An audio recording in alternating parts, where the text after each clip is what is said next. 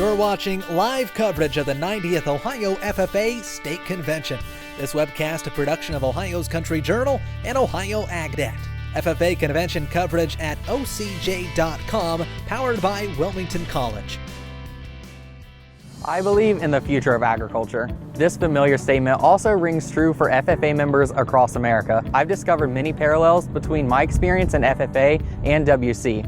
Both seek to foster personal growth and develop leadership skills through hands-on learning experiences while also preparing young men and women for career success.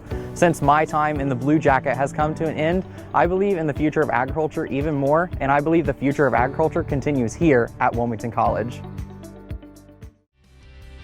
And now live from the Celeste Center in Columbus, Ohio, the team of Ohio AgNet and Ohio's Country Journal and your 2018 Student FFA reporters.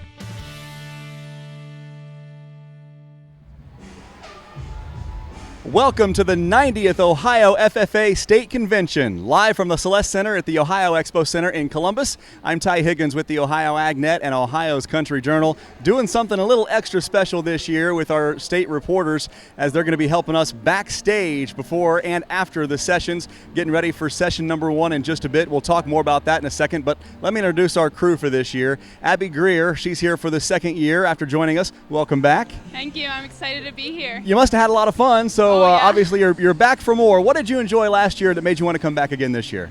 Getting to interview with the people backstage, the speakers, and then also getting to work with you guys at Ohio AgNet. It was awesome, and I'm so pumped for this year. We have a lot of fun with you too. She's from RG Dredge, and Mackenzie Hogue is from Valley View MVCTC. Yes. Tell us about yourself. Hi, my name is Mackenzie. I'm from the Valley View MVCTC FFA chapter. I'm a sophomore there, and I'm the current secretary and the upcoming vice president. I'm just really excited to be here. And Lauren Gardner joins us. Where are you from? I am from the Jackson FFA chapter. All right, so all of you here backstage for the first time ever, backstage here at convention, but you're all going to be on stage for something special throughout the next couple of days. Abby, let's start with you. Tell us what you're going to be doing and receiving here at State Convention. Yeah, so I'm actually going to be receiving my state degree this year, so I've been working 4 years for this. I'm pretty excited. And Mackenzie. I'm going to be receiving my Gold Secretary's book. And finally, Lauren. I'm receiving my state degree tomorrow on stage, and I'm actually the first person from our chapter to be receiving their state degree.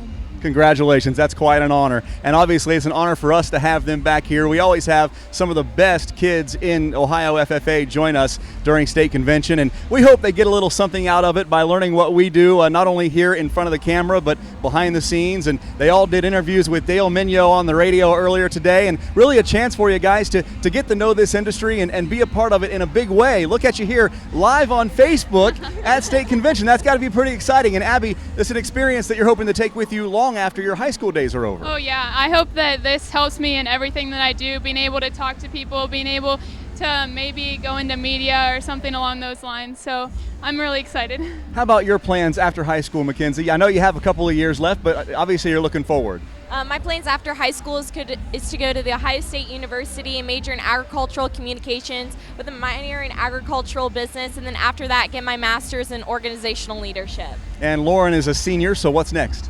I'm actually going to be attending the Ohio State University Agricultural Technical Institute in the fall, majoring in ag business and minoring in horse sciences. And I'm not exactly sure what to do with my degree yet, but there's a lot of options for me. Well, you know that agriculture is going to have so many more opportunities. Over the next 5 years, there's going to be 84,000 unfilled positions in agriculture that need to be filled by young people like this. And so when I come to convention and see all these young people, it tells me that the future of agriculture is certainly bright. And you can really feel the energy, can't you guys? Yeah. Because behind the camera is the stage and thousands of FFA students from all around the state. They're getting everybody pumped up, and we have a great session coming up. What do you look forward to the most, Abby, as we get ready for convention? I look forward to seeing the keynote speakers and the state officers. Their energy is crazy, and I think it just impacts all the other members here as well. And Lauren, what are you looking forward to the most? I really like the opening ceremonies when the officers come out because it kind of pumps you up for the sessions, and it just really gets your attention. Mackenzie, how many of these have you been to? I know you're the youngest reporter we have, so is this your second one? Or? Yes, this is my second state convention. It's like really exciting because I never really knew how much there was in backstage, and then now that I get to see it, it's a really amazing experience. Our speakers for today are going to be very sports oriented. We're going to have Eddie George for the second session joining us, and we're going to pause right now for the national anthem.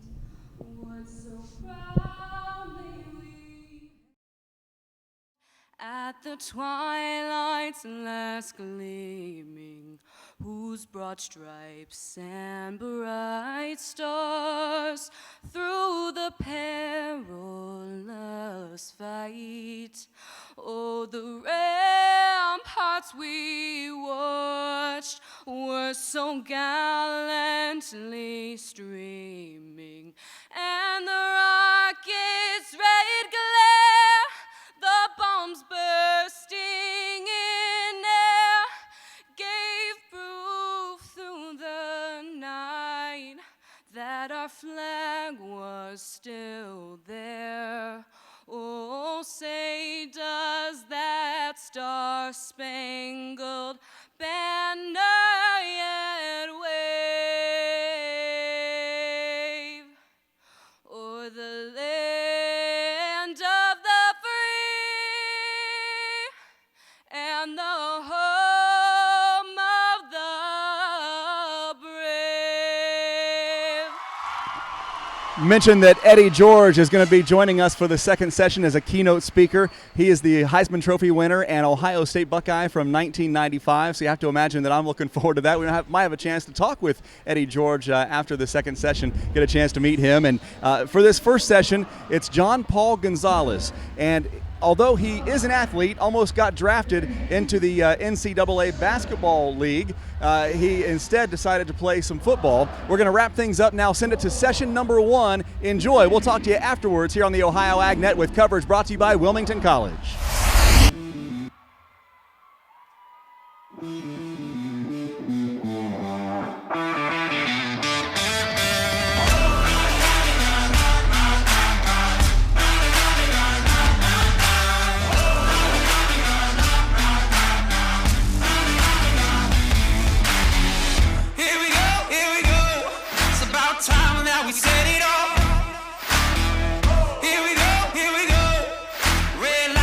Could never stop. A dreamer with the fever to be great was all I ever want, was all I ever wanted. A fighter with the fever for the fame was all I ever want, was all I ever wanted. Got me singing like bang, bang, bang, bang, bang, bang. This fire's a weapon. Bang, bang, bang, bang, bang, bang. Won't stop till we're legends.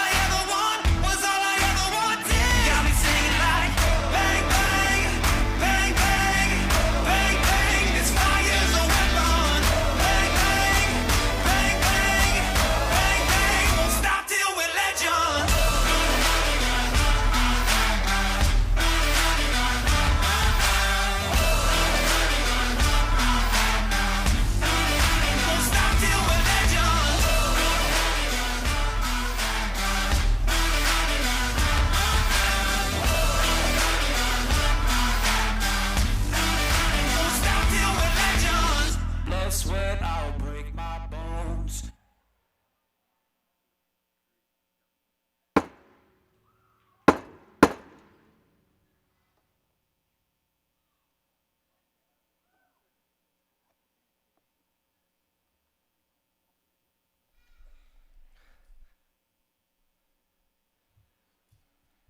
The convention hall will come to order. We are now holding the first general session of the 90th annual Ohio FFA State Convention.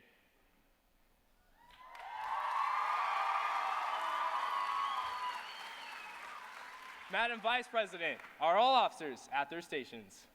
I shall call the roll of officers, determine if they are at their stations, and report back to you, Mr. President. The Sentinel. Stationed by the door. Your duties there? Through this door pass many friends of the FFA. It is my duty to see that the door is open to our friends at all times and that they are welcome. I care for the meeting room and paraphernalia. I strive to keep the room comfortable and assist the President in maintaining order.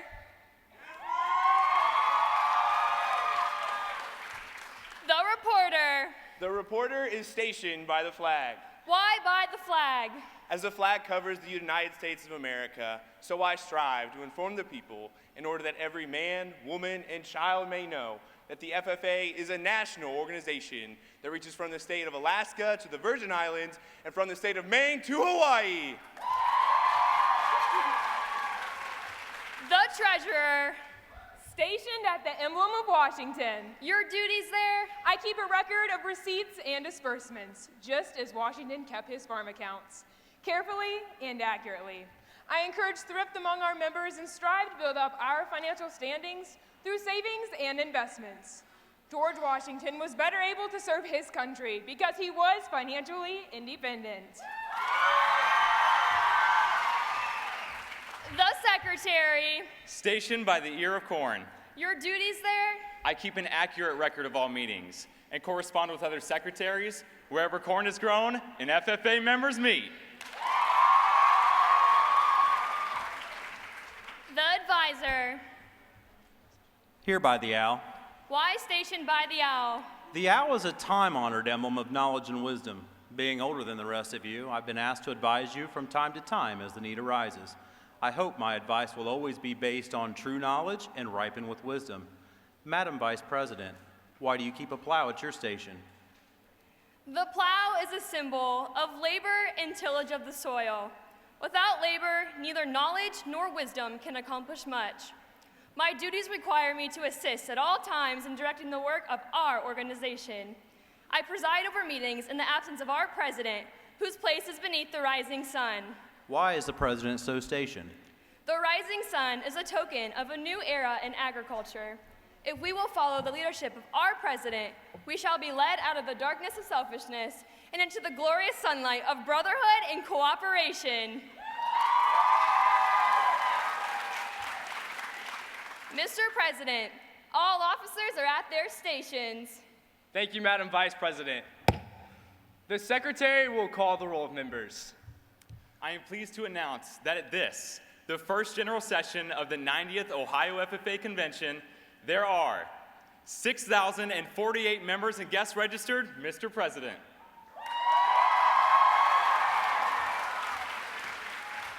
Thank you. FFA members, why are we here? To practice brotherhood,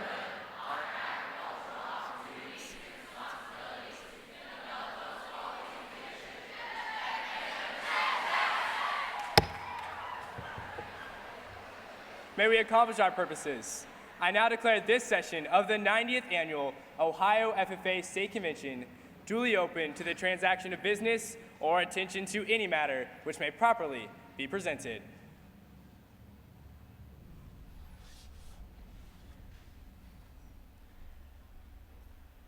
Growing up, one of the most embarrassing things was yearbook photos. They help show that we all go through that awkward stage. Yet it was so much fun seeing all the changes that happened from when we started school to when we graduated. Every year we got a brand new yearbook and started flipping through the pages to see our classmates, our teachers, highlights, and some of the most impactful moments throughout the academic year. Right now, and through the next 4 sessions, we are going to be living out Ohio FFA's yearbook. Through this session, or this chapter, we're first going to recognize those teachers and advisors who have helped lead us to success. We'll learn about some top achieving FFA members as they receive scholarships. We'll meet the new kids on the block as we recognize our new chapters. We'll then hear some inspirational words from our keynote speaker, Mr. Jean-Paul Gonzalez. And lastly, we'll find out who's going to help us flip the page as we find out the slate for the 2018-2019 Ohio FFA officer team. Members and guests, let's start flipping through the pages. Because if I can know the past, then we will write the future.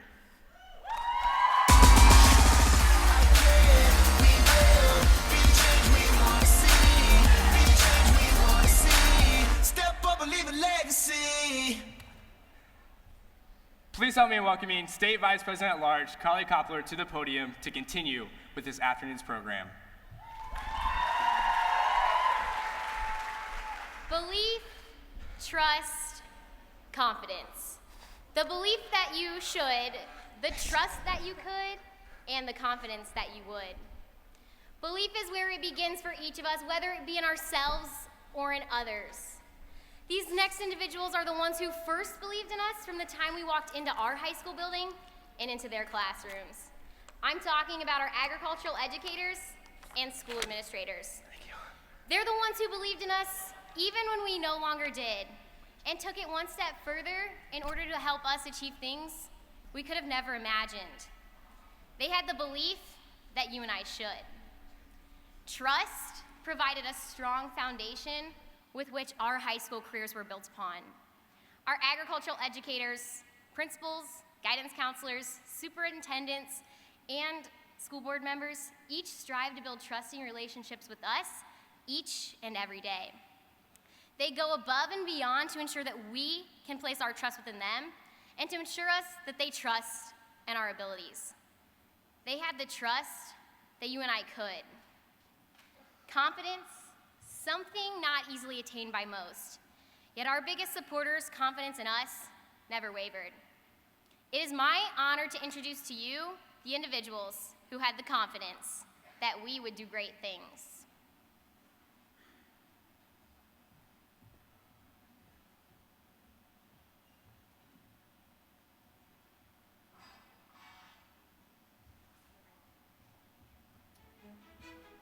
My agricultural educator, Mrs. Jeannie Anders, and Northeastern High School Principal, Todd Justice.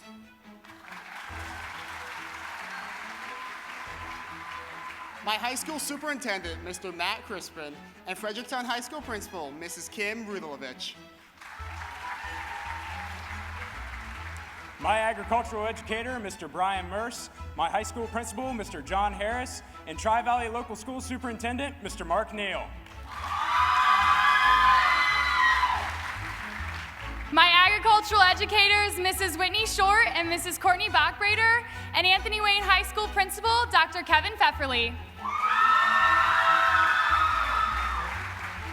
Northwestern Local School Superintendent, Mr. Jeffrey Layton, and Northwestern Local Schools Board Member, Ms. Paula Abrake. My high school director, Mrs. Jameson Trupenbach, and my agri-science educators, Mr. Colin Gerke, Mrs. Jennifer Fadre, and Ms. Rachel Sanders.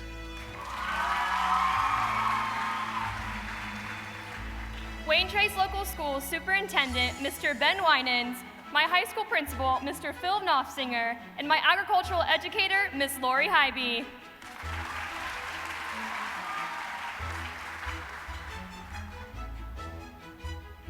Our agricultural educators, Mr. Mike Daringer, Mrs. Carrie Roberts, and Mrs. Sarah Casto. Our high school principal, Mr. Tom York, and Butler Tech Satellite Supervisor, Mrs. Amy Claywell.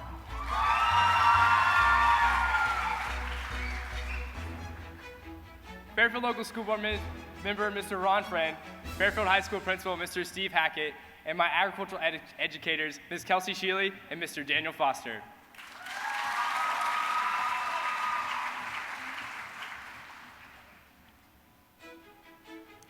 My agricultural educator, Mrs. Donna Homan, my high school guidance counselor, Mrs. Shannon Darby, my high school principal, Mr. Peter Cole, Cary High School Superintendent, Mr. Michael Wank, and Cary School Board Member, Mr. Mike Rosman.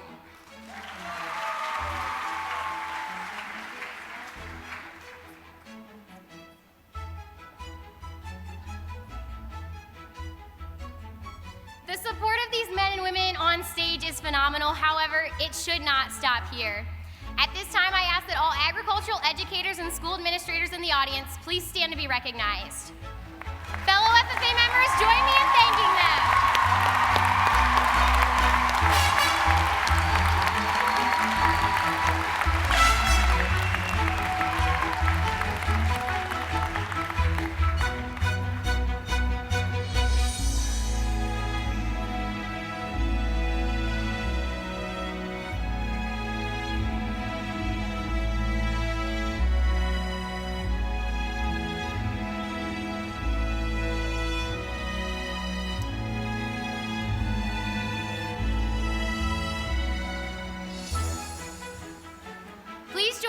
welcoming State Treasurer Emily Mullen to the stage to continue with our program.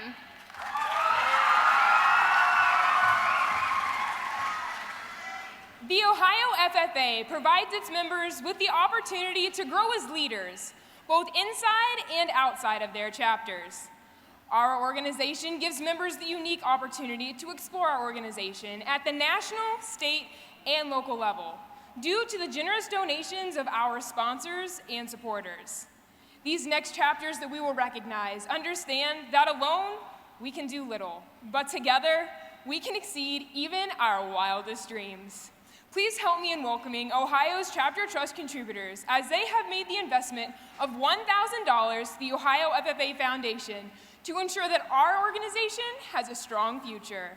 Ohio FFA, please help me by welcoming our Chapter Trust contributors.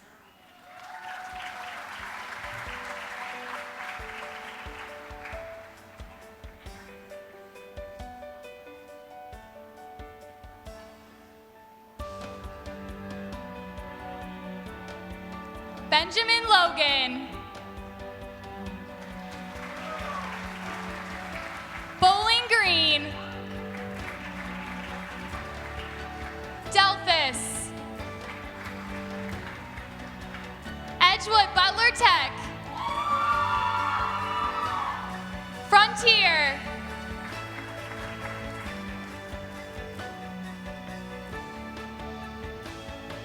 Gibsonburg.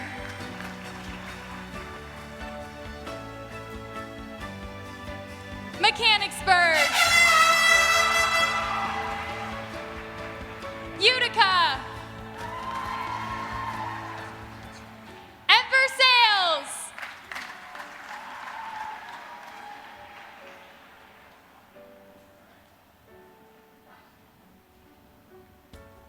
Let's give our Chapter Trust contributors one more round of applause.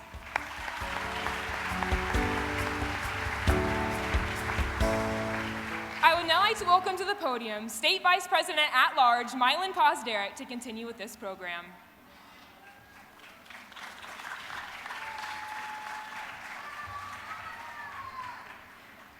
Currently, the Ohio Expo Center is hosting the Ohio FFA State Convention, but in a few short months, it will transform into the Ohio State Fair. Food vendors will fill these streets. The Skylift will once again be in operation, and best of all, these barns will be filled with some of the best livestock in the state.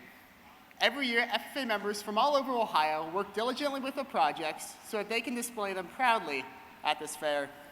They know that success is not easily won and comes only through commitment, focus, and hours in the barn. To honor these members, the Ohio State Fair Scholarship Endowment Program was created to provide scholarships to members who exhibit or have exhibited at the Ohio State Fair. To be eligible, members must be pursuing an agriculturally related degree, complete an application, have exhibited at the Ohio State Fair, and have a 3.0 cumulative GPA. Your 2018 Ohio State Fair Scholarship Endowment recipients are Troy Elwer from the Delphus FFA chapter, Sarah Leonard from the Buckeye Valley DACC FFA chapter, and Seth Wazalewski from the Shelby FFA chapter. Let's congratulate our 2018 Ohio State Fair Scholarship Endowment recipients.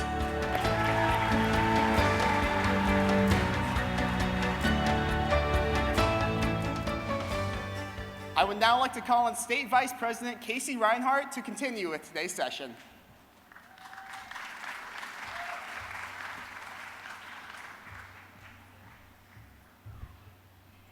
The FFA motto is learning to do, doing to learn, earning to live, living to serve.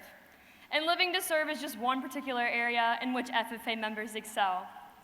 The charitable giving recognition recognizes chapters who have donated $500 or more in charitable giving. These chapters' contributions can be made to foundations, organizations, or local community events. Please direct your attention to the screen for a brief glimpse into the impact these chapters have made this year.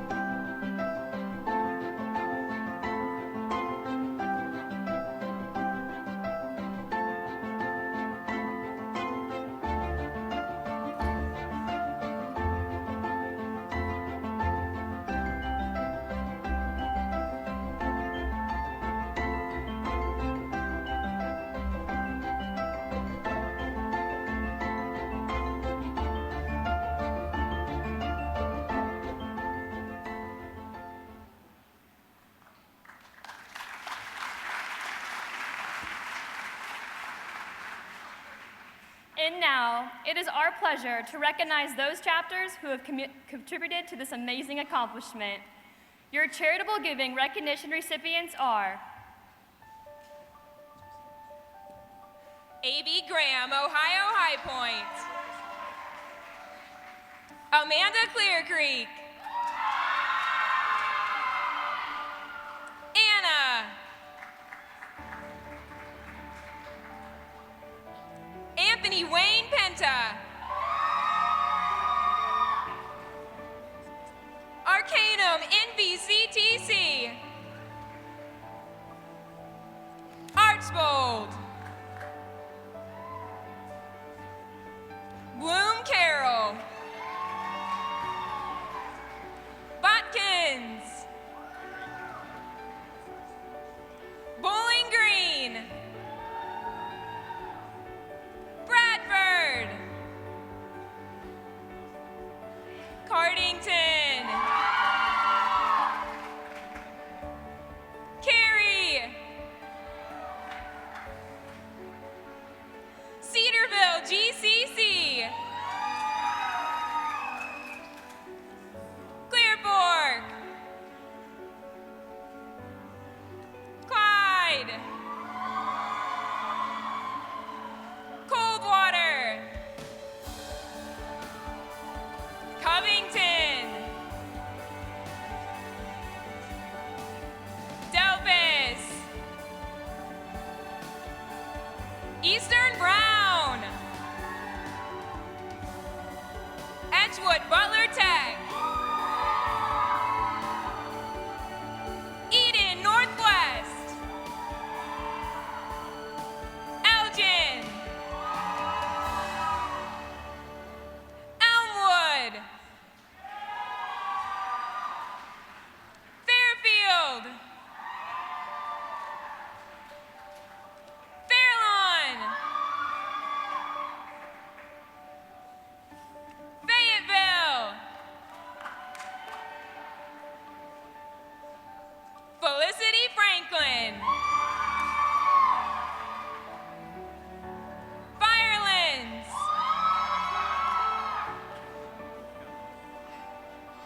Gibsonburg. Hardin Northern. Highland. Hillsborough. Hopewell Loudon. Indian Valley.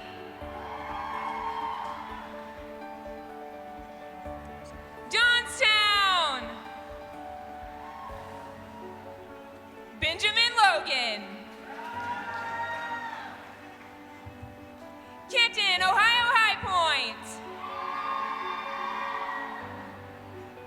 Loudon. Lorain County JVS. Lynchburg Clay. Marysville. Mechanicsburg. Miami East. Miami Trace. Morristown.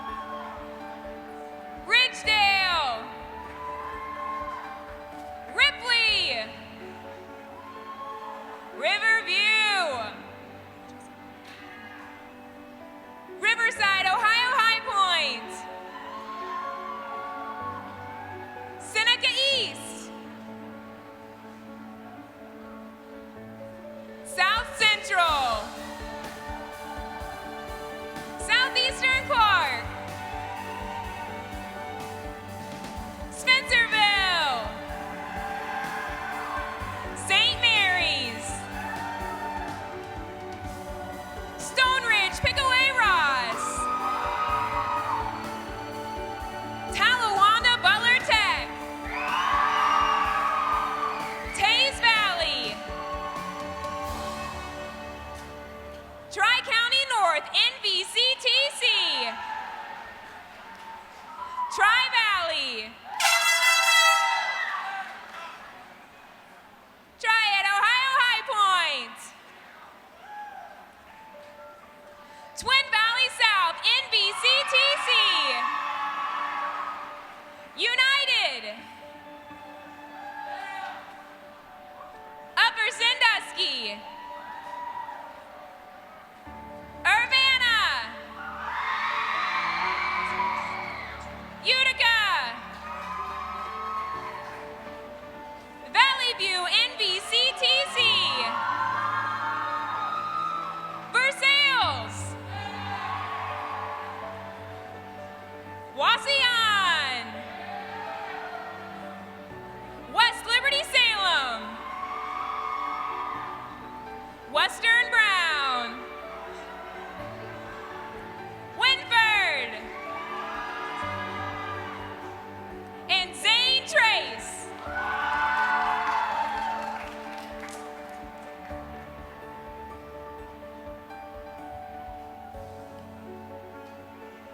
I would now like to welcome state reporter Evan Calicote to the stage to continue with the session. Known across the nation as FFA's premier leadership event, the Washington Leadership Conference is a place where members from around the nation gather in Washington, D.C. to create lifelong and influential friendships with other members and hone their advocacy, communication, and diversity skills, and most importantly, themselves. Members then return home with the knowledge and skills to be able to exert an influence in their homes and communities. The Ohio FFA Foundation is proud to award scholarships to these amazing individuals who truly live to serve. In order to be eligible for these scholarships, members must submit an application. Receiving a $450 Washington Leadership Conference scholarship sponsored by Redline Equipment are Nicole McMullen, Anthony Wayne, Jonah Neeson, Eastwood,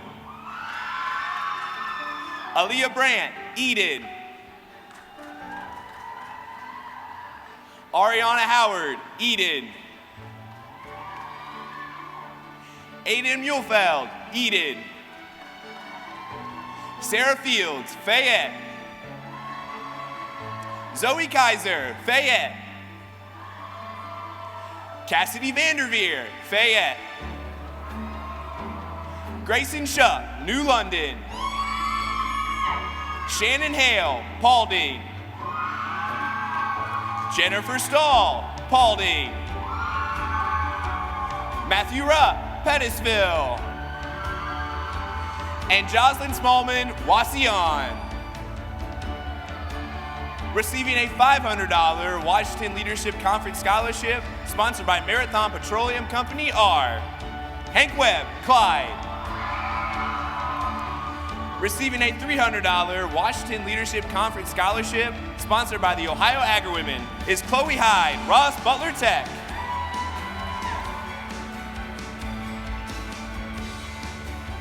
While WLC offers students a great opportunity for leadership and growth, FFA members don't even have to leave the state for a world-class leadership development opportunity.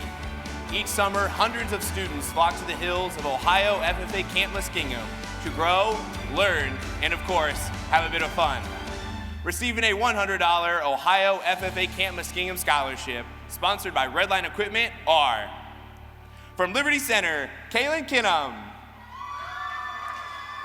From Mill Creek West Unity, Kennedy McCain. From Patrick Henry, Wyatt Williams. From Riverdale, Elizabeth Sarikson.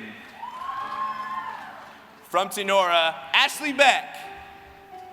Megan Hancock. Emily Miller.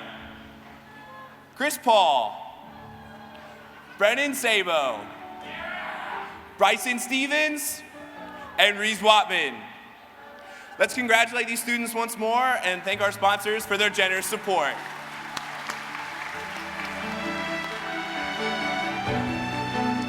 Please welcome to the stage State Secretary Colson McCoy to continue with our program.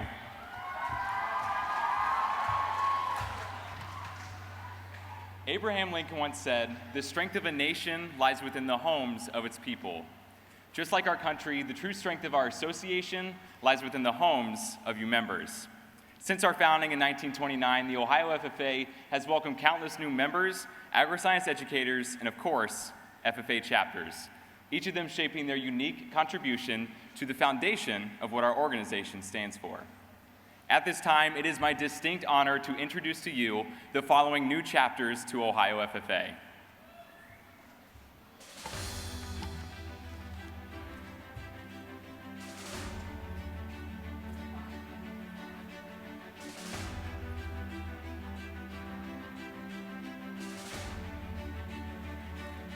A.B. Graham, Ohio High Point Middle FFA.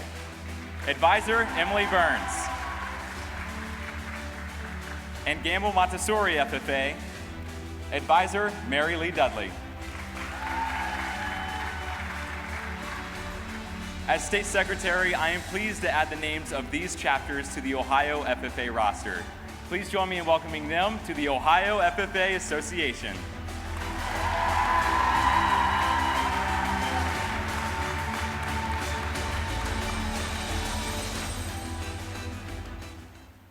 Already, we have seen some of Ohio's most incredible members and chapters. However, Ohio FFA is full of members with incredible talents in a variety of areas. At this time, please welcome to the stage your Ohio FFA talent, Megan Drake from the United FFA chapter.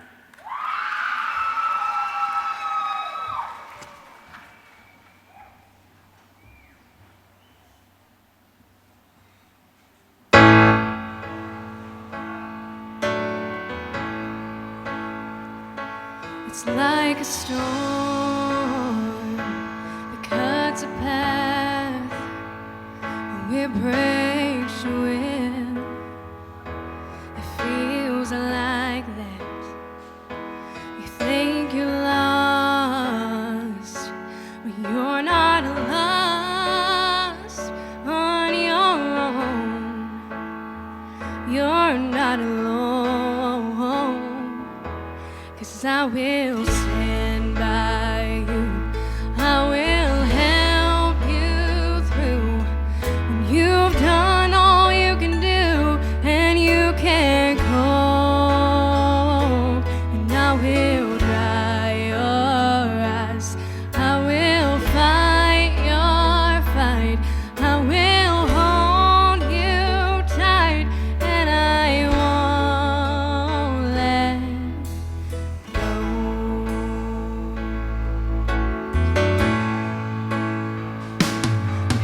my heart to see you cry. Oh, I know it's dark, this part of life. Oh, it finds us all. We're too small to stop the rain. Oh, but when it rains, I will stand by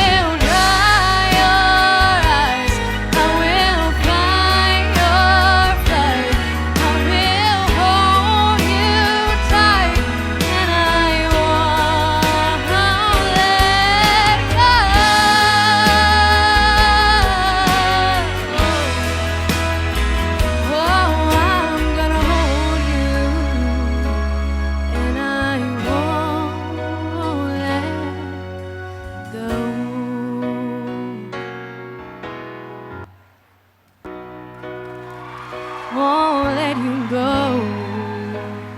No, I won't. Thank you.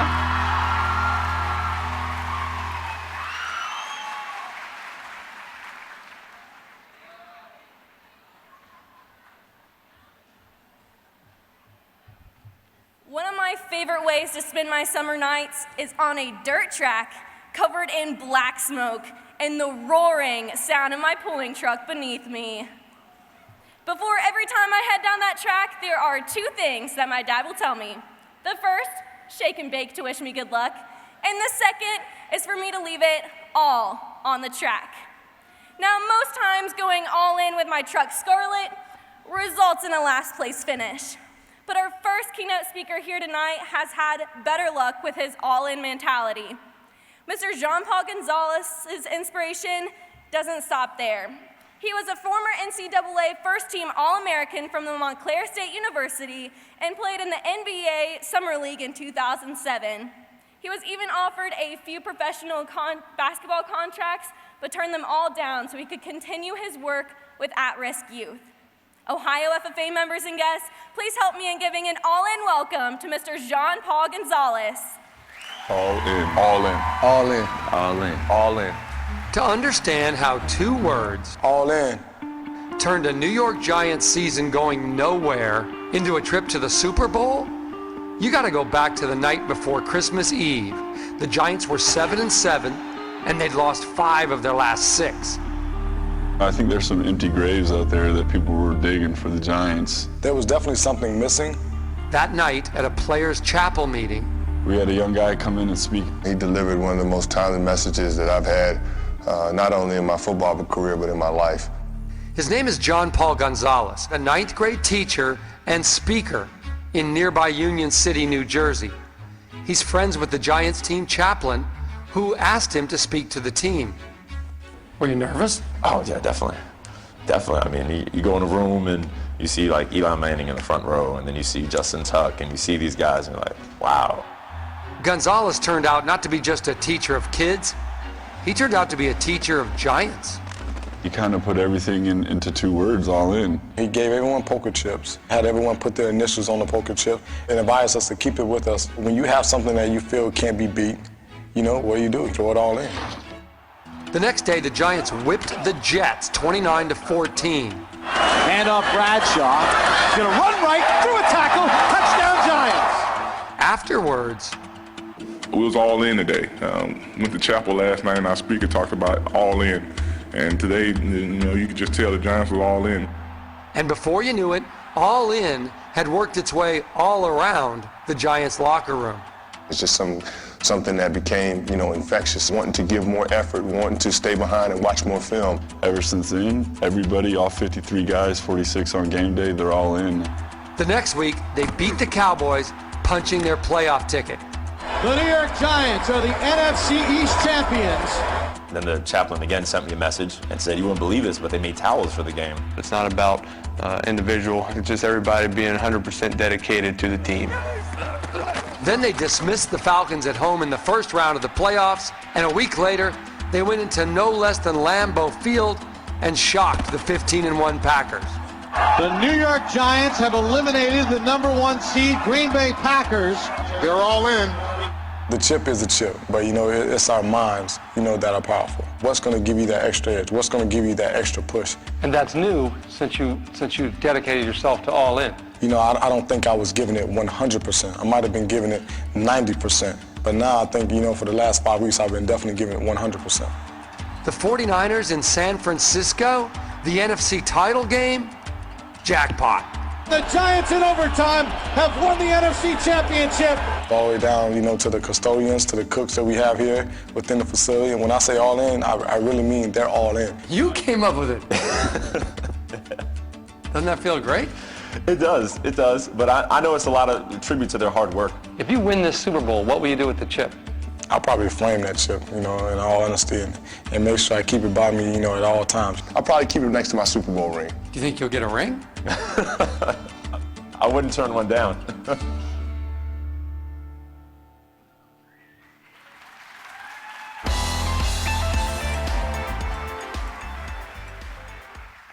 Tremendous privilege and honor to be with you guys today, but before I start, I know I'm in Ohio, but maybe, are there any Giants fans out there? All right, one. We got one. Let's try this again. Are there any Bengals fans? Bengals? Okay. Okay. I understand if you don't want to raise your hand, are there any Browns fans? Okay. All right. Proud. All right. Well, guys, whether you're a Giants fan, a Bengals fan, Browns fan, at the end of the day, this is not about football. See, if you were listening to the clip that ESPN so graciously did, you'll understand that I'm not a professional football player. In fact, my full-time job is I'm a 9th grade world history teacher. So when the Giants called me up to speak to the team, I honestly thought it was a prank. I thought it was a joke because in my mind, I said, why would you call up a history teacher to speak to a professional football team? Doesn't make any sense. They said, no, Mr. Gonzalez, we understand your profession. Can you speak to our football team, yes or no? I live 5 minutes from MetLife Stadium where the Giants play, so I figured, you know what, even if this is a joke, I can always turn my car around, no harm done. But when I pulled up to the security gate that night and I gave my name, expecting them to tell me to get lost, they said, no, Mr. Gonzalez, we've been expecting you, please park to the right. I got a little nervous. I walked into the facility for the first time and then into the locker room. And as I enter the locker room, the whole team is there. In fact, one of the players who was sitting in the front row, he was a defensive lineman at the time, his name was Chris Canty, he stands up to shake my hand before I begin. Now, just so you know about Chris Canty is about 6'9", around 320 pounds. He stands up to shake my hand. I have pretty big hands, but his fingers go all the way down to here on my arm. And I remember he looked down at me and half joking but half serious, he simply said, you better tell us something good tonight. No pressure. I tried my best in front of the Giants for 20 minutes. And if you would have asked me how I thought I did after 20 minutes of sharing with the team, if you were waiting outside of those locker room doors, I would have told you I failed. I would have told you it was a waste of time. I would have said the only reason they were seeming to pay attention and not on their cell phones is because the Giants have an official team rule that if you're on your cell phone during an official meeting, you get fined up to $5,000. As a teacher, I wish we had that in my classroom, but that's besides the point. Some of your teachers wish that too, I'm sure. But see, it's a funny thing. You don't even have to think or watch A Wonderful Life at Christmas time to understand that your words and your actions have more power than you realize. Because before I know it, the Giants start winning a couple of games, as you saw. People start texting me and calling me and saying it's because I spoke to the team. I said, no, they're professional athletes. That's what they do. They perform. It's nothing I did. But then Justin Tuck gets up at that press conference. He says what he says. And, well, before I know it, I'm getting calls from Fox News every Saturday morning to appear on this show called Fox and Friends and talk about All In. And then radio stations start calling me up to speak about it. And then ESPN comes down from their headquarters in Connecticut. They taped that whole piece you saw, and they said, Mr. Gonzalez, if the Giants beat the 49ers in the NFC Championship, we will play that Super Bowl Sunday in front of the world. They beat the 49ers. They make it to the Super Bowl against the Patriots. I get invited to go to the Super Bowl, but remember, what's my job? I'm a teacher. And I knew if I went to the Super Bowl, I was going to miss teaching my class the following Monday. So as a good teacher, I said, no, thank you. Also, as a teacher, I'd used up all my sick days, so I couldn't take off anyway. Well, you guys know how that's like. And I remember walking to my school the day after the Giants beat the Patriots Monday morning. And as I turned the corner to go into my building, there was news vans lined up down the block in front of my high school. I don't really know why they're there, so I keep walking, but my principal is waiting for me at the front door. He said, Mr. Gonzalez, please follow me.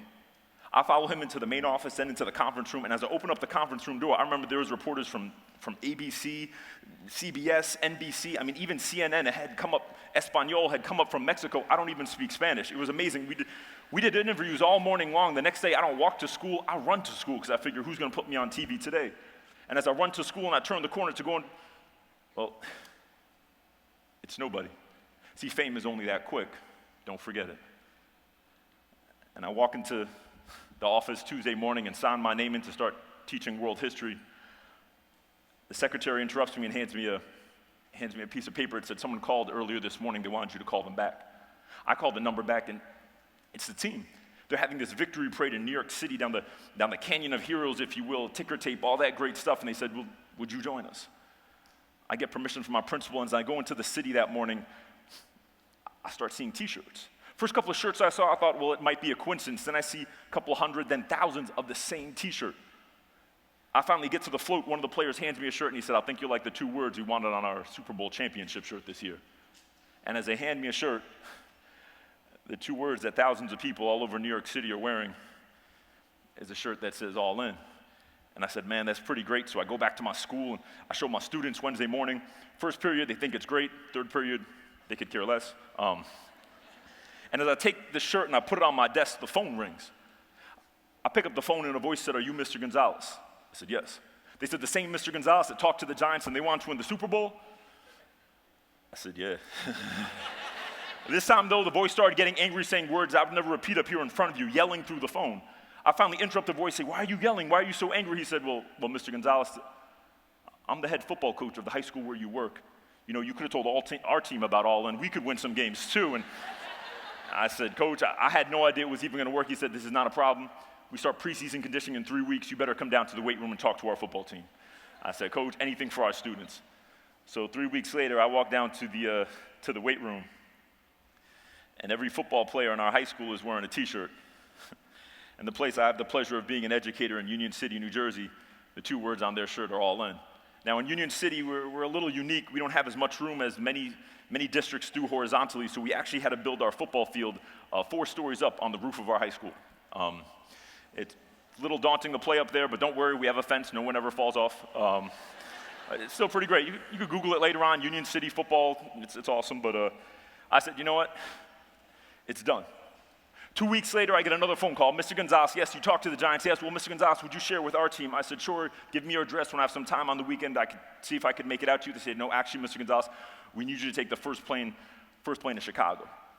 I said, well, I'm a teacher. I can't. They said, no, we know you're a teacher. We talked to your superintendent. He's already given you 2 days off. In that case, I said, sure, and fly to Chicago, and there's a team waiting in the NBA. They're called the Portland Trailblazers.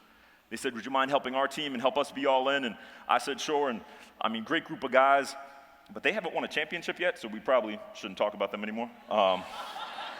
Nothing personal, just they're working on it. And then I get a call from London, and in London they say, Mr. Gonzalez, we know you worked with the Giants, and they're an American football team, but here in London we play real football, which of course is what?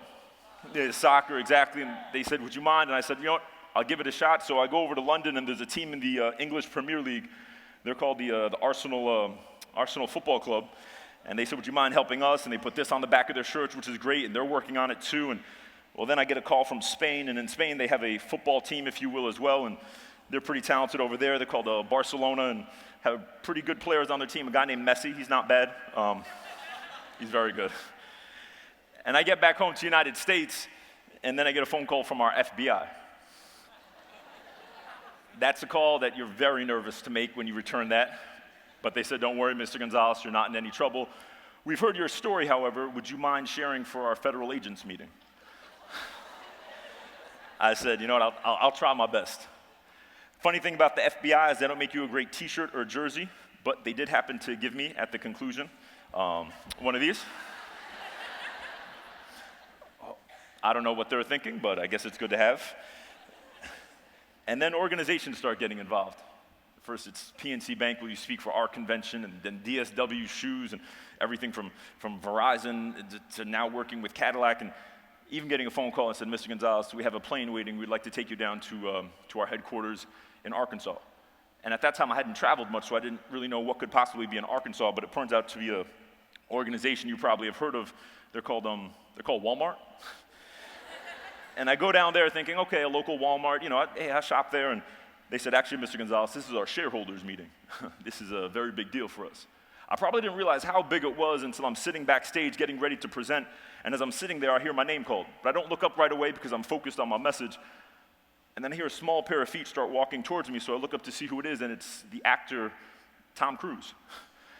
And he's walking up to me, and he puts out his hand. He said, I'm excited to hear your message. I'm a shareholder for the company. And, of course, I get up to shake Tom Cruise's hand. Now, the funny thing I didn't realize is Tom Cruise is only about that tall, so I felt better about myself, of course. But, man, it's still Tom Cruise. And I'd have to say, though, without a doubt, well, how many people, you've heard of a video game called Call of Duty? Anybody ever hear of that video game? Okay.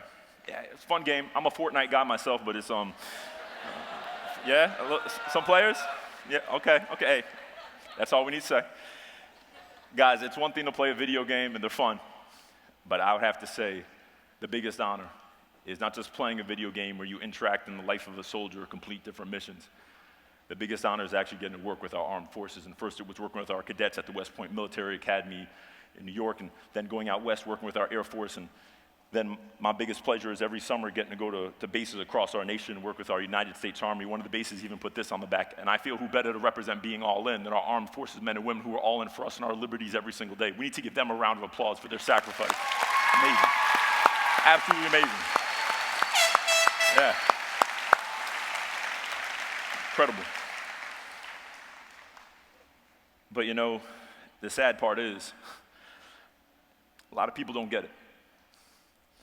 I should be fine with that, but it still kind of irks me just a little bit. I remember being in San Diego during the summer, and an individual walked up to me after a presentation for his organization. He comes up to me and he said, "Mr. Gonzalez, thank you. That was good, but I think you're wasting your time." I'm taken back by the comment. He said, "Please don't take any offense. See, this all-in thing is a really great slogan. You know what a slogan is, right, Mr. Gonzalez? It's like Nike's Just Do It." He said, "I work in marketing. We use slogans all the time." But he said, "You like being a teacher. You like working with kids. No offense, but there's no profit there. I think you're wasting your time in that field. You should change over to marketing." I said, "Well, sir, thank you, but all in for me is not a slogan. It's not a mission statement just on the wall. It's something I try to live every single day." He said, "That's great, but you know, it's on t-shirts, it's been on wristbands." He said, "If you've been watching TV lately, Adidas had been using All In even for the past 3 years. I'm pretty sure they don't send you any royalty checks." And he said, "If you don't mind me asking, as a teacher, how much money do you really make per year?" I said, "You know what, sir, I'm gonna tell you a short story and then I really have to go." I began to tell him about a young woman who was sitting in the doctor's office. Now, most of the time we're at the doctor's, we really don't want to go there, we just want to get it over with, but as she's sitting there, she's beyond excited. Her name is called, she pretty much runs past the nurse into the examination room, sits up on the table and lays back. She's so excited to be there because, well, she's gonna see her child. She's pregnant. And as she lays back on the table and the images flicker on the screen, she hears the heartbeat, she gets very emotional, everything is great except the doctor walks out of the room and the nurse follows. She could care less. They printed up these pictures. She's excited to show her family, except the nurse returns to the room with a small card in her hand, hands it to him on the table, and exits. Now the woman's curious. She opens up the card, begins to read, and it says, "We're sorry to inform you, but you've contracted the measles. Nothing wrong with getting the measles, a few bumps on the body, a fever, flu, a couple of weeks, it passes. But if you get the measles during pregnancy, we believe it'll have very dangerous side effects." Also on the card, it said, "The doctor cannot see certain limbs developing properly. He cannot see a properly developed arm or leg." And on the bottom of the card, it simply said, "It's in our opinion to advise you and your husband of the possibility of termination. Try again later at another time." The woman is crushed. She went from doing absolutely ecstatic to distraught in a matter of moments. The nurse returns to the room and said, "Miss, I know this is very difficult, but how would you choose to proceed?" The woman sits up off the table. She says, "Thank you for your opinion. Thank you for your advice. I'm going to try to stick with him whether he lives for 2 more weeks or he lives for 20 years, whether he has one properly developed arm or no arms for that matter. That's my choice." See, guys, I'm so thankful for that woman because, see, that woman is my mom. Now as a child inside of her that day in the doctor's office. You see, for me, that's what All In is. It's not t-shirts. It's not wristbands.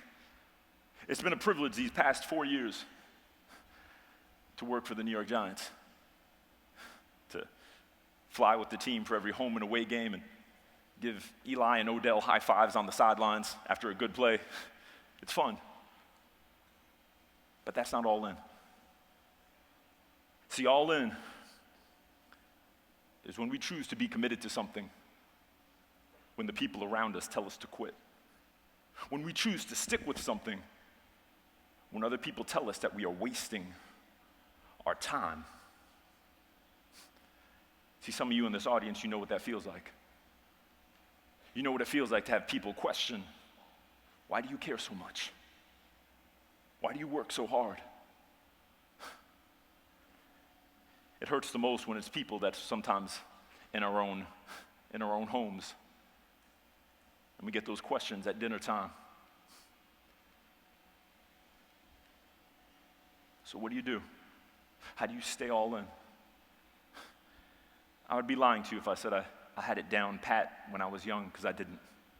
I'm still learning every day now, but see, my dad, he played cornerback for a football team called the Oakland Raiders, so I thought I was going to play football like my dad naturally growing up. I wanted to be just like him, impress him, make him proud. But I kept on getting hit, and finally my mother said, no more football in this house. You're not going to get a permanent injury like he suffered. So I had to switch to basketball. And at the high school I went to, I learned very quickly that if you lose a home game in basketball, you don't show up to school the next day. You don't have to deal with the derision and people making fun of you in the hallways, so you either stay home or you come in late. But I had this one teacher, Mr. Phillips.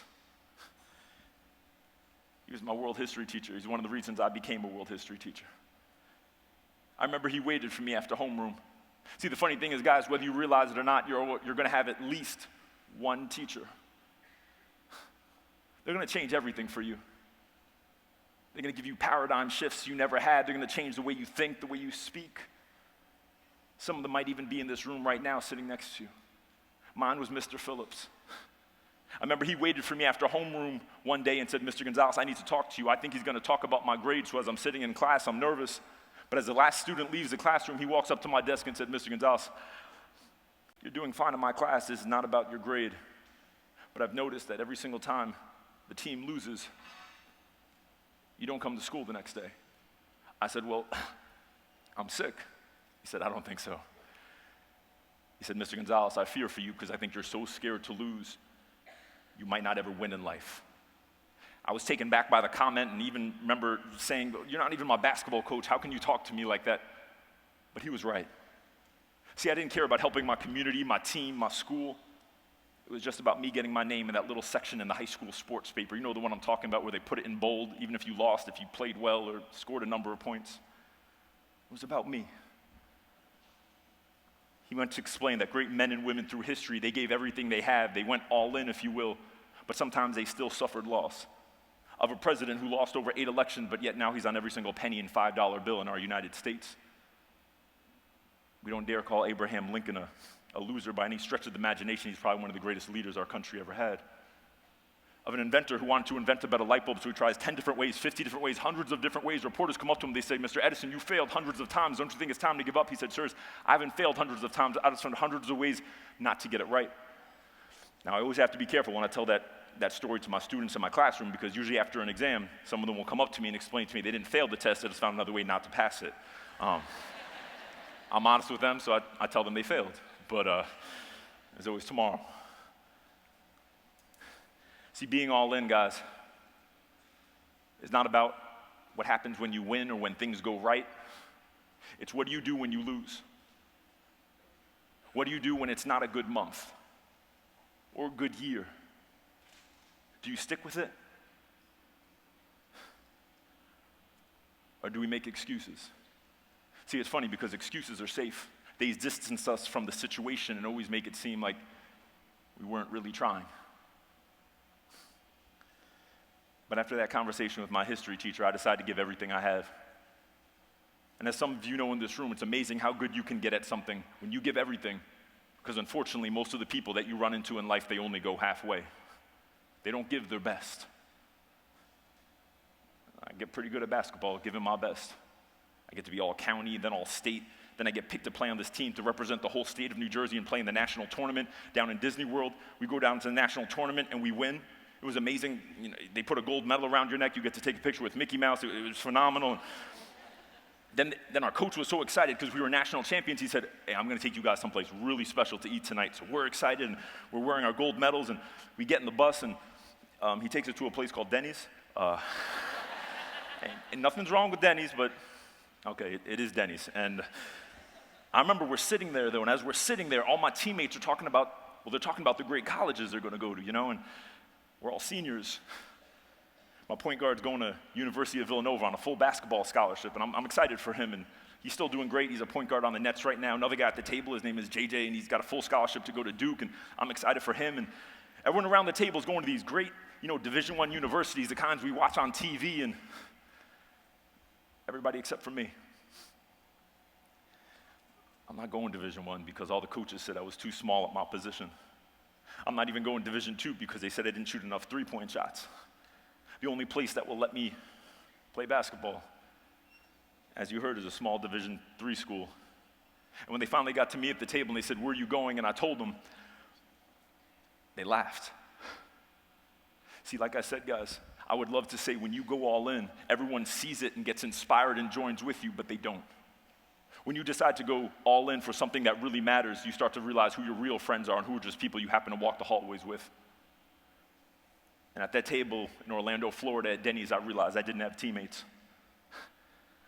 I just had a bunch of guys, and yeah, we happened to win a couple of games. So I made a determination that even though I was going Division III, I was going to practice like Division I. I would get up every day at 5 a.m. at Montclair State, and I had to take a bus to the college because I wasn't on scholarship, and I would shoot 500 shots before classes began.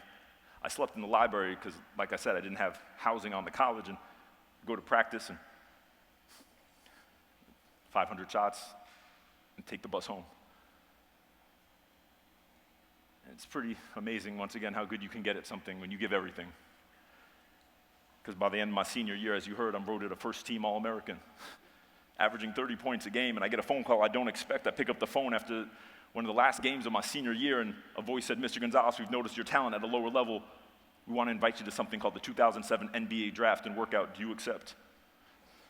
I tried to play it off, so I said, "I'll see if I'm available." I was available.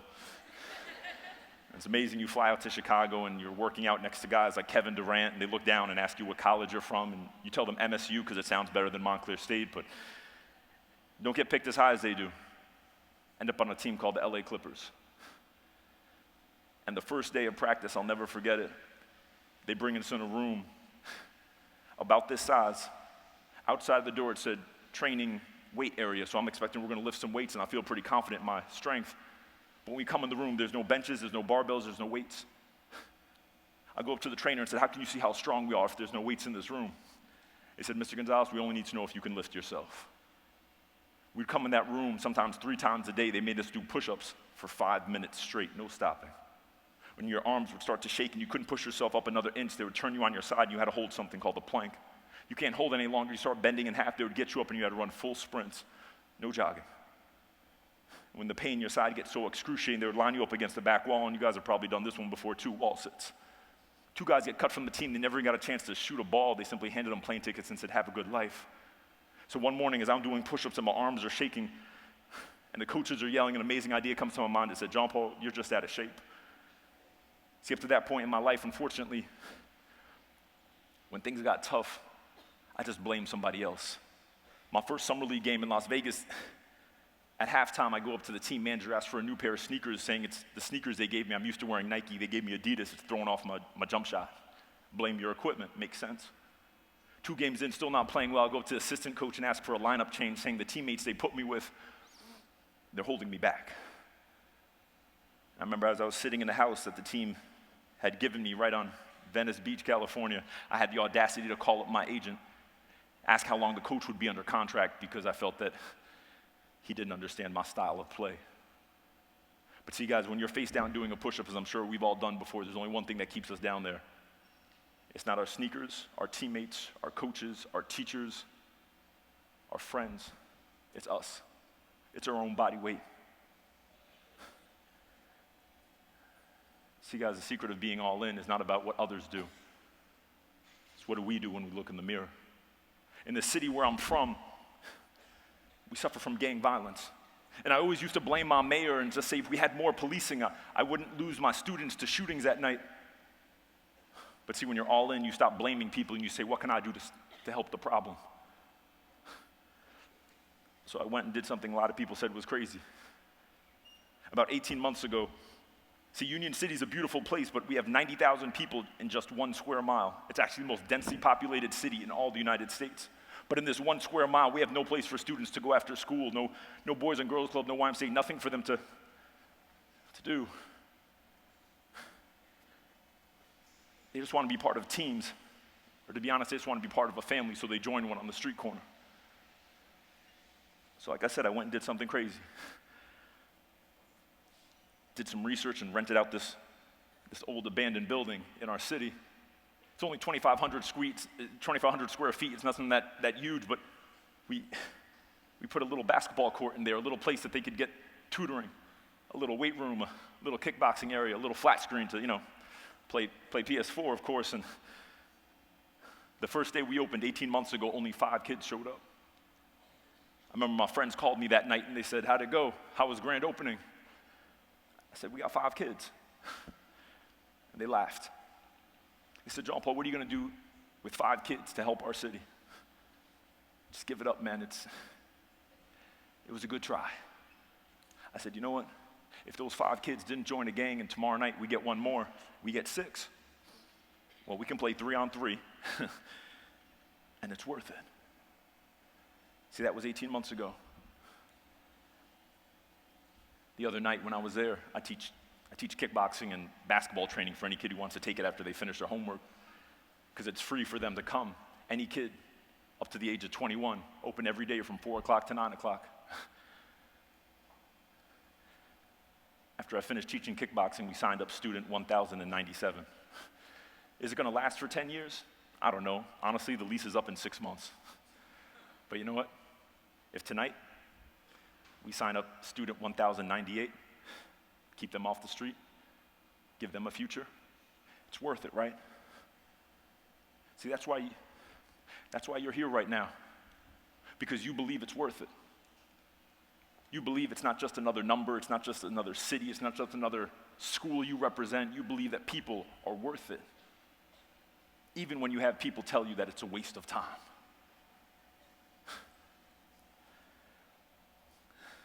See, guys, oftentimes people think in order to make a big difference, you need something huge to happen, a new leader or new laws. Trust me, those all help. But the greatest things that change history, they don't start big, they start small.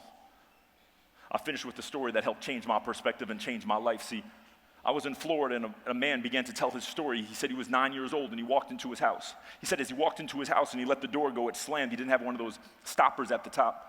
And as the door in his house slammed, it was a screen door, and he was 9 years old, and he walked in. He said he saw his mother in the kitchen. She was kneeling on the ground. He said he saw her kneeling on the ground, so he rushed over and picked her up. Said, "Mom, what happened?" But he noticed as she turned her face, she had blood running down her cheek and bruises on the other side. She said, "Don't worry about it, son, I'm okay." He said, "You're not okay, Mom. Tell me what happened. You're bleeding." He said, "Son, I told you I'm okay." His mother goes to the bathroom to try to put on makeup to cover the bruises and stop the blood. He said he tugged on his mom's shirt. He said, "Mom, what happened?" She said, "Don't worry about it, son. This is complicated. It's adult stuff." He said he wasn't the smartest guy in the world at 9 years old, but when she said that, he knew exactly what happened. Unfortunately, she was in an abusive relationship, and the boyfriend had been over, and he had hit her again. So he said with all the courage he could muster, he tugged on his mom's shirt again and said, "Mom, I'm going to protect you. I'm going to make sure it never happens ever again. I just need you to do something for me, Mom." She's distracted, so he tugs on his shirt. He said, "Mom, I just need you to do something for me. I need you to buy me a deck of playing cards." At this, she stopped what she was doing, looked him in the face, and said, "Son, don't you say that. If you think doing something illegal or gambling is a way to get us out of our situation, you're wrong. I'll be ashamed of you." He said, "Mom, I'm not going to do any of that. I just need a deck of playing cards." She said, "Honestly, I got to go to work. I don't really have time for this." She walks out the door, goes to work, and he said he goes to his room and falls asleep on the bed. But later that night, he heard footsteps. He said it was his mom walking into his room at 3 o'clock in the morning, and you guessed it, she pulls out a deck of playing cards. She said, "Son, I bought these for you. Please don't make me regret it." Tosses it on the bed. He said after she exited the room at 3 o'clock in the morning, he got out of bed, took the cards out of the deck, kneeled down in his bedroom floor, shuffled the cards, pulled the top card off. He said whatever number was on that card, he tried to do that many push-ups because he says, "I got to get stronger. I got to protect my mom." Gets up, shakes it out, skinny little arms, 9 years old. Takes a breath and then takes the next card. Now, if he gets a king, a queen, or a jack, that's worth 10, aces or 11. He said he did it till he couldn't push himself up another inch. And when he couldn't push himself up another inch, he picked up the cards. He put them away till the next night. Takes the cards, shuffles them, tries to do one more card than the night before because he says, "I can't stay in the same place. I got to get stronger. I got to protect her." Some nights he could do whole bunches of cards, some nights not so many. But by the end of high school, he could do about half a deck without stopping. That's not bad. And to college, the whole deck. He said it was 11 years later that he had the deck of cards in his pocket, but they don't come out. He said the deck of cards stay in his pocket the whole night because that night is special for him. That night is something called the NFL draft, and a team in the second round chose him, Mr. Ray Lewis, to the Baltimore Ravens. And when he told me that story down in Florida, you know what's the first thing I did? First thing I did is I bought a deck of cards. I go back to my hotel room and I start doing push-ups. And have you guys ever started something that in the beginning sounded like a really great idea? And halfway through you say, what am I doing? That was me, because halfway through I said, I can't even finish this card. What if this next one is a king or a queen? So I quit. Next day at the conference, you could ask questions, so I raised my hand in the back of the room at the conference. I said, Mr. Lewis, I said, I tried that workout. I got a deck of cards. I said, man, it is too hard. I couldn't even, before I could even finish my sentence, he interrupted me and said, you quit, didn't you? He said, you quit because you're worried about cards in the deck you hadn't even seen yet. He said, if you want to be successful, you only worry about one thing. The one card in front of your face, and just take it one card at a time. And it's funny because I go back to my hotel room that night and I try it again. And at that point in my life, I could only do about 25 push-ups in a row without stopping. But when I just focused on the one card in front of my face, and then I added up all the cards, I did over 50. See, it's amazing how much we really can impact our communities and people when we stop worrying about things that we can't control and simply worry about the one thing that we've been blessed that's been put right in front of our face. See, people think when I talk to the Giants, which is my job the night before games, people think I talk about football. I will never talk about football to the Giants. They'll know more about football than I ever will. But when I speak to the team, I usually only ask one question. And a couple of years ago, before that Jets game, I just asked one question. I said, what does it mean to be committed? Some guys said this and some guys said that. So I said, all right, let's use an analogy. Maybe you could understand. Let's say you're playing the game of poker and you push all your chips in the middle of the table. What does that signify? Justin Tuck was on the team at the time. He was sitting in the back of the room, and I remember he said, well, that means you're all in. You're ready to win. You're done going halfway. I said, okay.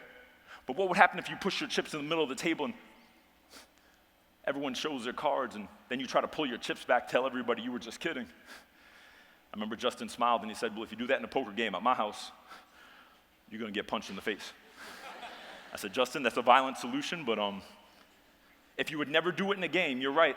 Why do we do it with our lives? Why do we say we're going to be committed to something when things get a little difficult? We look for an exit strategy. And I'll be honest, I got personal with the Giants that night. I said, why do we as men say we're going to love our wives and girlfriends when things get difficult at home? We walk out that front door and say, the kids are not my responsibility. I'll send a check. So I gave him a chip that night, and I gave him a marker.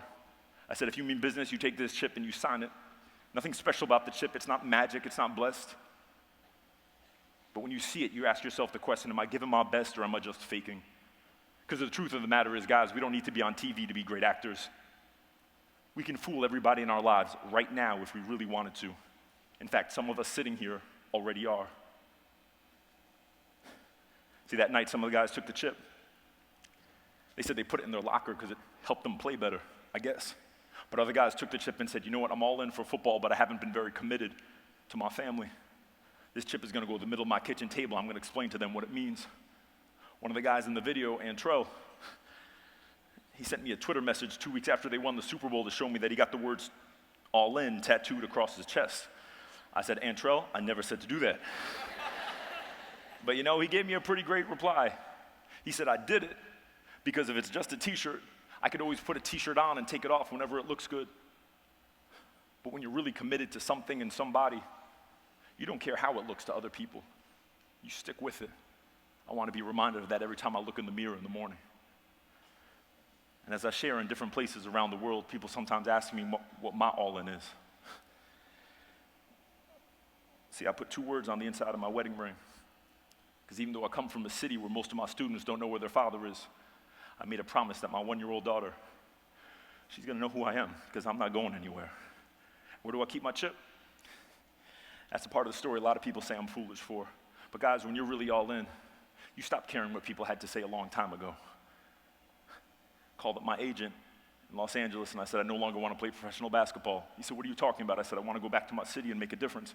He said, I still don't understand. I said, well, the biggest thing that changed my life, it wasn't watching someone's highlights on YouTube or buying their jersey. The biggest thing that changed my life were the people who chose to be in it. My teachers, my coaches, my counselors, my pastors. So I came back home, became the greatest thing I thought I could become. Public school teacher. Yeah, I get it. There's a lot less zeros in the paycheck every 2 weeks than there used to be. But when I look at the faces that walk in my classroom, when I look at the faces of the kids that walk in the youth center, for me, it's priceless. You can't pay for that. See, guys, the greatest thing about being all in, as you realize, is that you've had people be all around you in this room right now who've given their best to you. Those are your advisors, your teachers, your sponsors. And really quickly, I know we did it before, we need to do it again. We need to give them a round of applause for how they go all in for you every single day. Yeah. Amazing. Amazing.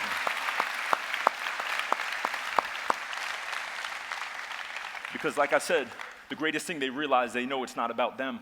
See, when I first came back from Los Angeles, I wanted to help kids so bad, but I didn't know in the state of New Jersey you need something called a teacher's certificate to teach. I didn't know that, so I go back to college and get one.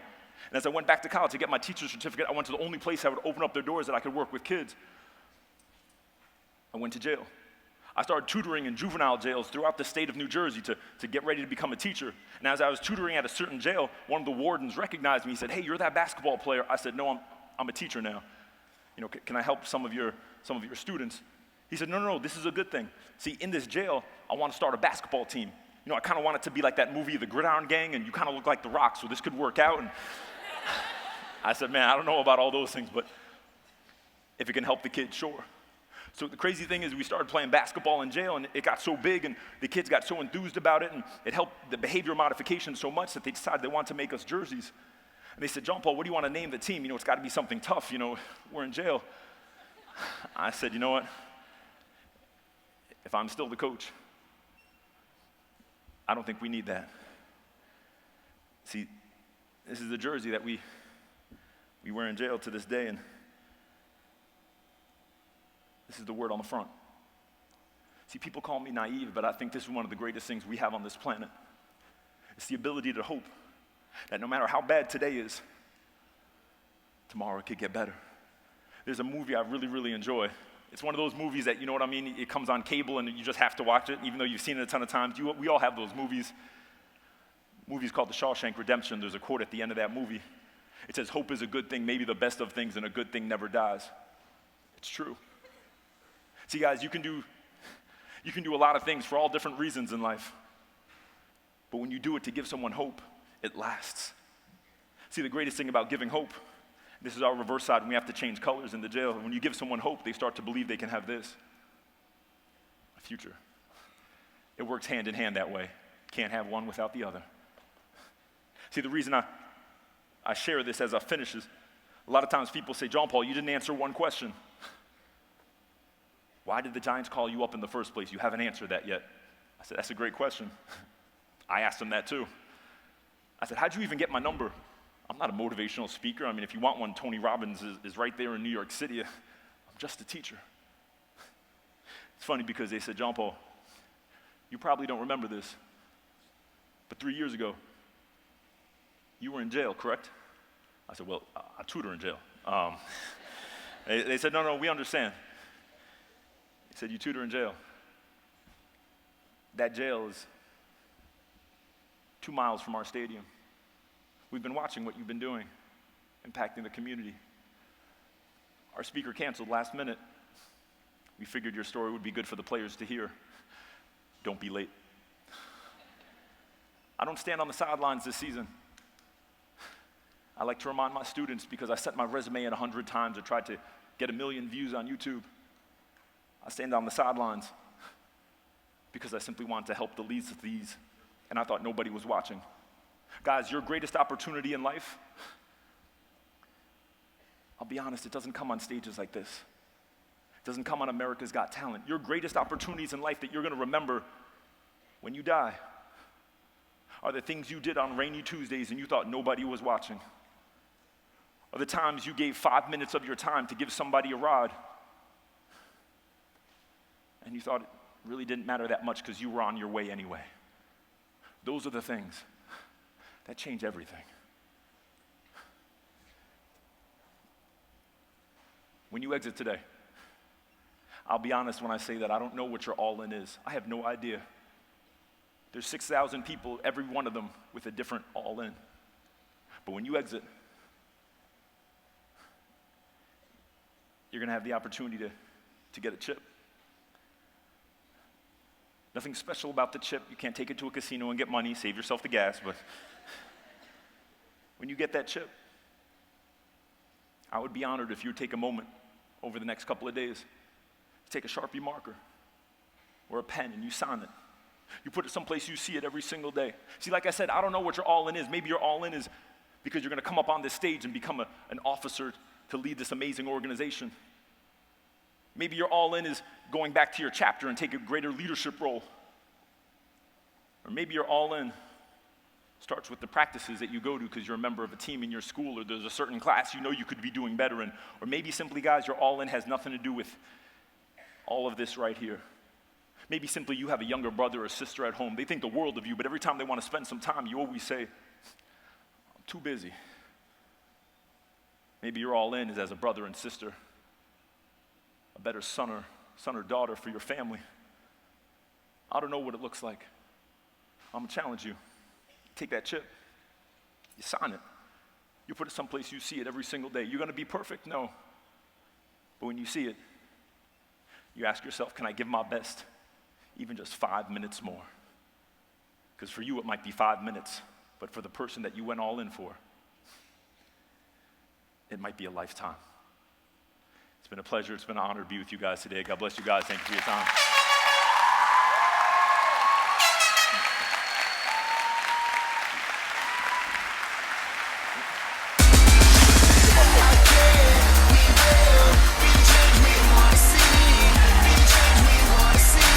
Step up and leave a legacy.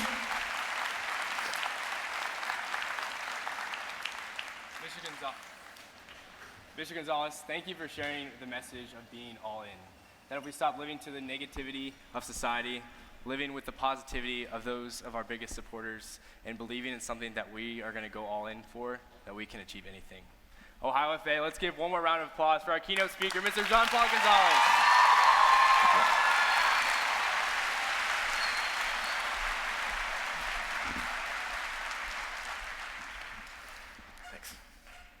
At the top of any roller coaster, or before any big game or performance, we usually get that sinking feeling, like our stomach has hit the floor. As of right now, there are more than 60 individuals with that sinking feeling, as they're about to see if their name is called for the slate of the 2018-2019 Ohio FFA officer team. This past April, they went through a rigorous interview process that has had them counting down the days until this moment, the true peak of their roller coasters. For some, this journey started months ago, and for others, it started at the beginning of their FFA story. But they all have a passion for the Ohio FFA and are so ready to serve. So without further ado, let's see where this ride will take them. Candidates, if your name is called, please join us here on stage. These individuals will then report immediately backstage following our recess. Those slated for a position on the 2018-2019 Ohio FFA officer team are Slated for State Sentinel, Austin Becker!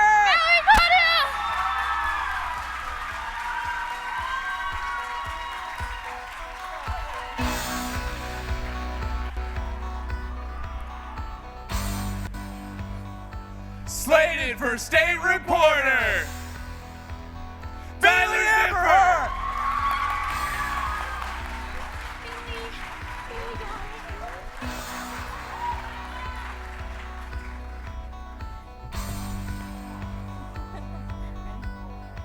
slated for State Treasurer, Kaylin Saber and Chris Locke.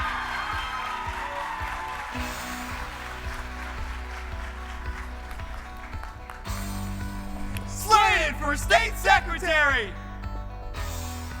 Grant Locke and Gretchen Lee.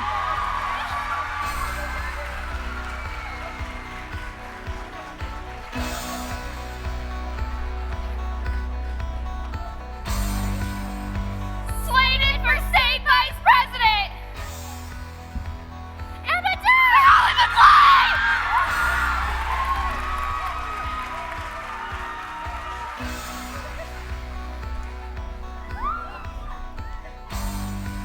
And slated for state president,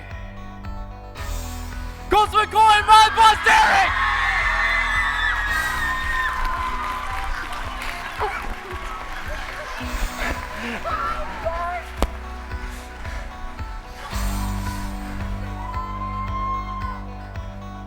Let's congratulate all of our candidates and wish them the best of luck.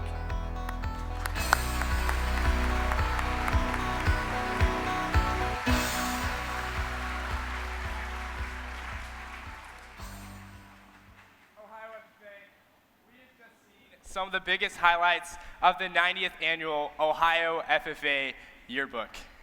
From our advisors to our scholarship winners and the many programs our members are a part of. We then got a sneak peek to see who will be leading our association through the upcoming year. Throughout this session, we have truly lived out the statement of I can, we will. By saying if I can know the past, then we will write the future.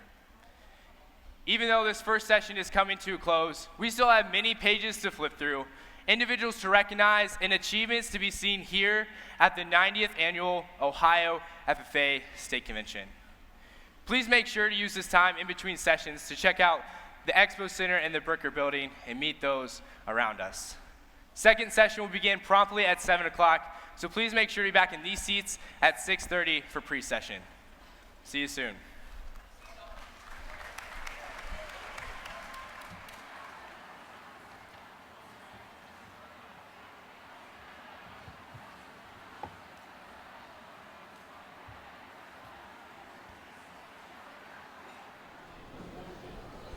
What a great start to the 90th Ohio FFA State Convention here in Columbus. Ty Higgins with our student reporters, Abby Greer, Mackenzie Hogue, and Lauren Gardner with us here backstage. And what a great opening session. Really get you set up for the next four over the next couple of days. And really what a behind the scenes here, you're seeing everything that goes on. We had a chance to talk with State President Ryan Matthews before session one. He told us all the involvement, all the time spent here at the Expo Center and the Celeste Center to get ready for today. A lot of preparation, a lot of practice. Since Monday they've been here, and he really, Lauren gave us a look into how much hard work goes into putting something like this on. They came in on Monday and started practicing. Yesterday was their first actual dress rehearsal, and they ran through all the sessions, and it took them a total of 5 hours just for the run-throughs without the speakers. They did opening and closing ceremonies every single time. You can tell all the work that goes into it by how well it is pulled off here when it happens live. And we're glad to bring it to you thanks to Wilmington College here at ocj.com. And of course, we're going to bring every session to you live. Looking forward to session number 2 with Eddie George as the keynote speaker. But this keynote speaker, also an athlete in his own right and really helping out a Super Bowl winning team with the New York Giants. And his message was great. 2 words, really simple, short and sweet. All in. What'd you guys take away? Abby, we'll start with you with what he had to say here today. I just want to say, wow, inspirational. He's a teacher, and he was inspired by his teachers, which is something really cool that I think FFA members can take back, because we look towards our advisors. They're our inspiration and should be, and I know my advisor is for sure. Mackenzie, I know you had some notes here. You took away a couple of things that really hit you with our keynote here today.